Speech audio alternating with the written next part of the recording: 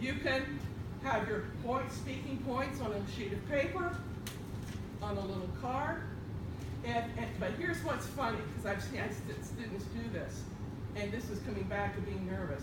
I said, it's fine, you don't have to memorize it. In fact, I really wish you would not memorize it, because many students, when they memorize them, they stand here, they sound like a robot. You know, when you're trying to think of something, you know what human beings do? Here's another interesting nonverbal. Well, I don't know, I remember. So when you're thinking about something, we tend to look up, right? When we're memorizing, we tend to sort of look up, and you want to be looking at your audience. But I've had students so nervous. Yes. So what I say to students is, again, this is not a movement that you want, right? So you put it here. Put it down right next to you. Then you're not holding it, it's not shaking.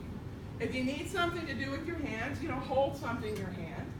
You can hold something in this hand, you can stand like this. Okay? And then you have your notes here. All right? So the best way to overcome the nervousness is to be really well prepared, to practice, and so forth. But again, students say, oh, I'm so nervous. Everybody's going to know how nervous I am. Well, I don't know about you guys. I can't read minds. I can't read what's in your mind. I don't know what's going on in your head. And so you need to just forget about how nervous you feel and really concentrate on having the audience be comfortable with you, because if you can have the audience believe that you're comfortable, even though you may be very nervous inside, your audience is going to be more relaxed and they're going to be listening to you better. All right? So that's sort of the, we'll go through that, yeah. Okay, so what I want to do, that's basically it in terms of focusing on the nonverbal aspects of presenting. So I'm done. But I did promise you that if you have any questions, I'd be happy to address myself to your questions. So is there anything on anybody's mind? Either about what I've covered here or about presenting in general? Anybody? If I forgot the words in the proceeding, how can I do? Oh, that's a good question. So it's always great. And by the way, when you're presenting, you want to have a very natural way of presenting, not a prepared manuscript like you're the president of the country standing behind this thing. And so you don't really want to be standing there reading, and you don't want to be standing there sounding like you're reading. So the thing that I ask the students to do is to make a little list of key points. Maybe 1 or 2 words, and then a sentence. And so what you do is you should have your key points on a little cheat sheet, okay? Here, and that'll help you. But let's say, and this has happened to me, because sometimes my mouth starts moving faster than my brain, right? And so sometimes I lose my place. So you can kind of, there's nothing wrong with a little bit of silence. You take a moment, sort of, take a breath, collect yourself, come back to it. Oh gosh, I'm so sorry, I lost my place, I'm an idiot, I shouldn't be standing up here in front of you people, what was I thinking? You don't want to do that, right? But you can say, oh, let me take a minute and find my place again. I like to use humor. I find that humor can make people comfortable, and sort of break the ice. Again, that's also cultural. I've made what I thought were funny jokes here in China. Nobody laughed because it's cultural. But most everybody can relate to kind of feeling nervous, what it's like to be up in front of people.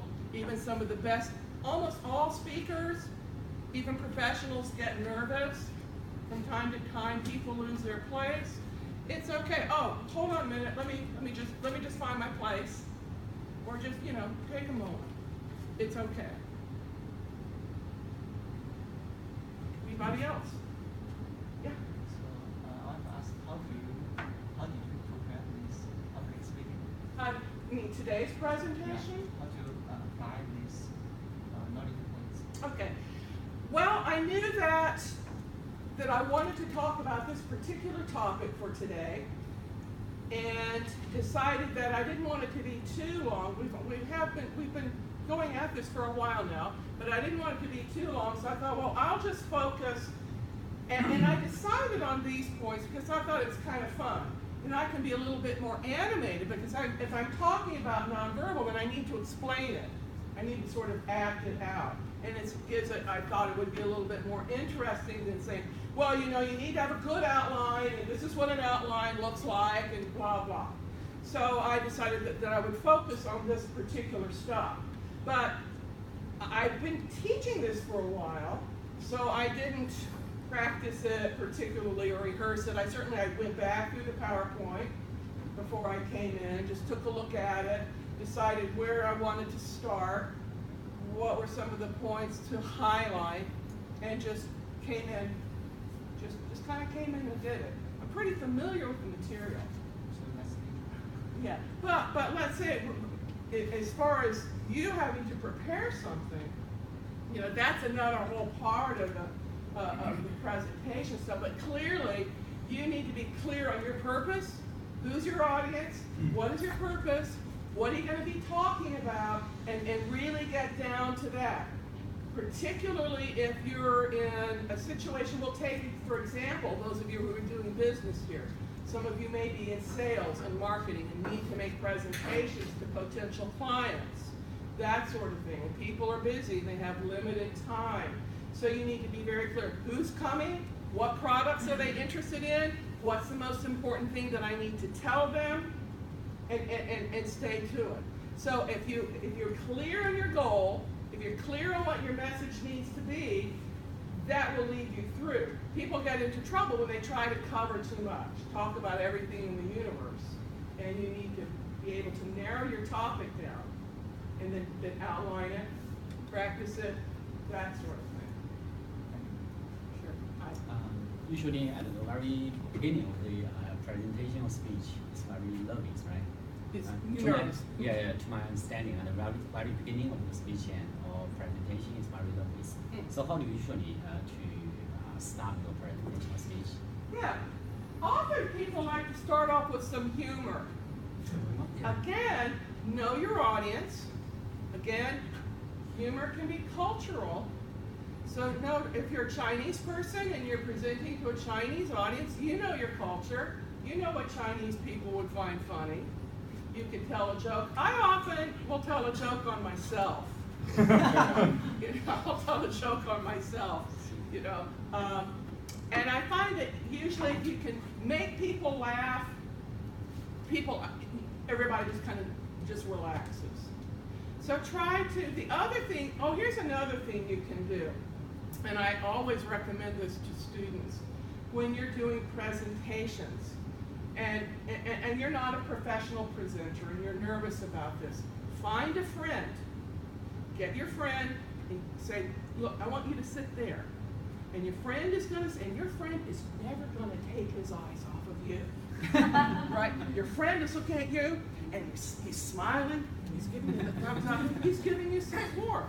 So that you can feel the love, right? and it makes you feel better. Encouragement. Yeah, it gives you, it encourages you, helps you take down, or you might be sitting in the back going, trying to make you laugh. So try to get somebody that you trust, that you can count on, who's going to be your pal, and encourage you. Everybody, when they first start off, is nervous. I've been a professional presenter for many years, and I still get nervous. When I go into the classroom to teach here, when the first minute or two I walk into the classroom, I'm feeling a little nervous because every situation is new. I don't know what kind of mood the students are going to be in. Maybe I haven't had my coffee yet, whatever it may be. And so we're all, as human beings, are going to feel that. But usually, by the time I get going, I calm down.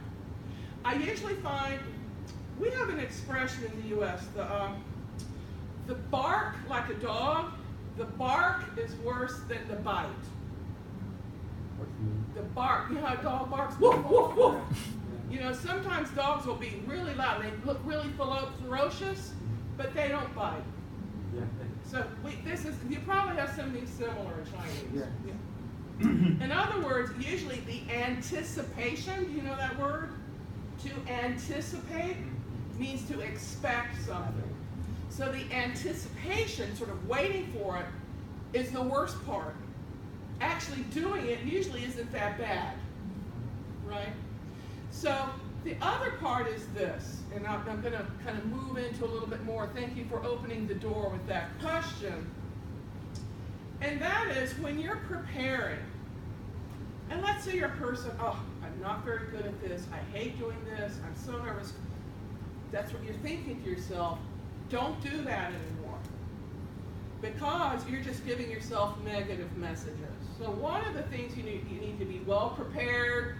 You need to have your outline. You need to know your material. You need to do all that. You need to practice, and then the rest is up to whatever else is going on in your head. And you are in charge of what's going on in your head, right? We know, the research shows, anybody like to watch the Olympics? You know, when the Olympics and the commentators are talking about these Olympic athletes, and oh, this woman's been training for 10 years and she's blah, blah, blah. And every day she imagines her routine. And so what we know, the research shows, that Olympic athletes can get almost the same value of walking mentally through their routine as going out and doing it. The point is the power of mental, positive imaging and the power of positive self-talk. So part of what we do that makes us so nervous, oh, I hate this, they're going to hate me, nobody will listen to me, I always make mistakes. Stop it. You know what? I'm okay. I'm interested in this topic, and I bet there are plenty of other people who are interested in it too. And if I make a mistake, so what? Who cares? Life goes on. Nobody's perfect. I'm going to do a good job. They're going to enjoy this. You need to set yourself up in a positive way. Okay. Any other questions? Yes? I'm not afraid about when you have time to prepare the speech, but when sometimes you have to do some emergency speech, Yeah. what about that? Yeah, that's tough for almost everybody, except me. And I'm saying that kind of funny because I've been on this planet a long time, and I've done a lot of different things, and I do enjoy speaking. And if it's a topic that I know something about, I'm willing to stand up and just talk about it. I've actually had that happen in the past. But it depends on the situation, clearly. It depends on what you're asked to do. Now, if somebody said, Priscilla, can you get up and talk about rocket science? And I'll go, no. But I'll tell you what I can. If you need somebody to kill some time, I can certainly talk for 5 or 10 minutes about this until the speaker gets here. And that's what's happened to me in the past.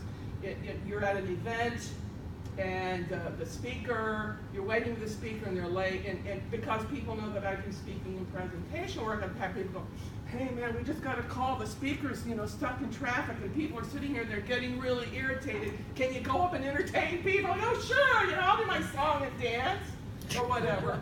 But again, it depends on the situation, and you should be honest. Certainly it's not fair for anybody to ask anybody else to go up and talk about something that they don't know anything about. But again, it's the situation. Have you had that happen to you? Yeah, sometimes. Yeah. So I try to make it brief. Good brief. And the other thing is, don't try to snow people. Don't try to tell them a bunch of stuff just to make noise. People don't like that either.